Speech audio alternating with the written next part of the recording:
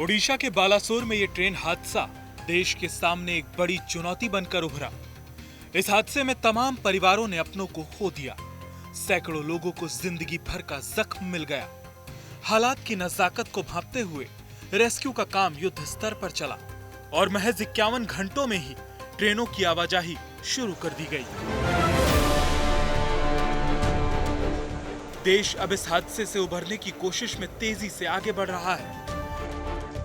घायलों का इलाज तेजी से चल रहा है और पूरे देश की संवेदना इस ट्रेन हादसे के शिकार लोगों के साथ है।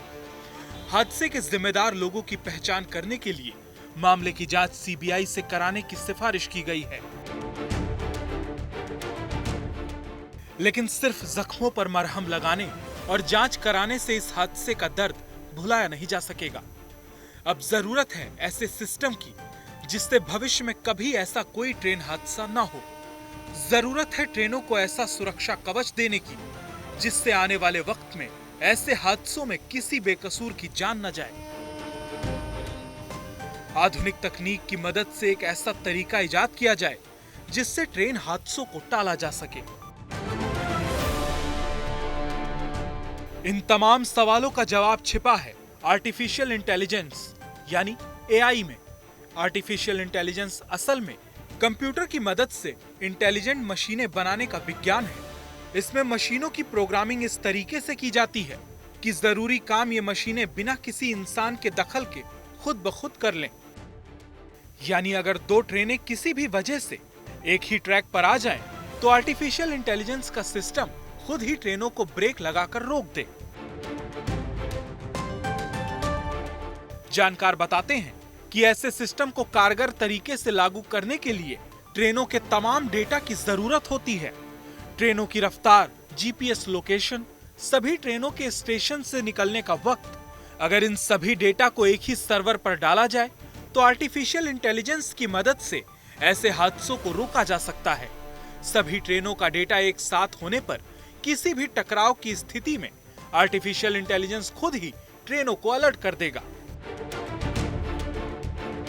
हमें एक ऐसा सिस्टम की तरफ बढ़ना पड़ेगा जिसमें हम बहुत सारे डेटा पॉइंट्स जैसे कि ट्रेन की स्पीड है या ट्रेन का जो करंट जीपीएस लोकेशन है, टाइमिंग है, वो सारी जो सेंसर्स का कैलिब्रेशन कि सेंसर कितना एक्यूरेटली काम करते हैं, हम कितना माइन्यूट लेवल पर सेंसर्स को चेक करते हैं रेगुलरली, ताकि हमें वो एग्जैक्ट डेटा मिल सके जिस डेटा को हम मशीन लर्निंग एल्गोरिदम के अंदर डालने के बाद एक ऐसा सिस्टम ट्रेन कर पाएँ जो कि पहले से ही प्रिडिक्ट कर ले कि आगे 1 किलोमीटर बाद या इस तरह का कोई हादसा होने के चांसेस हैं।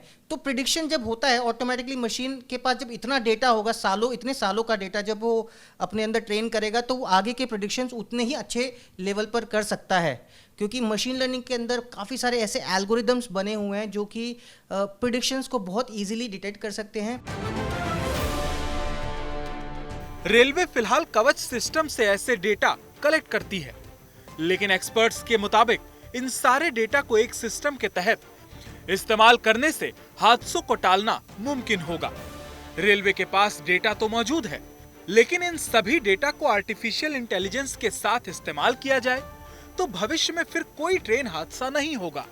हम बात करें कवच की, इसमें जो एंड पॉइंट से जो डेटा आता है, जैसे जीपीएस का लोकेशन आ रहा है या ट्रेन का जो स्पीड आ रहा है, ये सब चीज़ें ट्रैक होनी चाहिए और मल्टीपल एक सेंट्रलाइज सर्वर के पास वो सब कुछ जाए ताकि वो सिस्टम उसको एनालाइज करे और सामने उसके लिए रिजल्ट बेसिकली एक्शंस भी ले पाए। हमें सिर्फ यही डिटेक्ट नहीं करना कि कोई कोलिजन हो सकता है, उसके बाद हमें एक्शंस भी लेने हैं और बिल्कुल कम से कम समय में हमारे पास वो एक्शंस भी, और ये एक्शन मैनुअल ना होकर ऑटोमेटिक हो। जैसे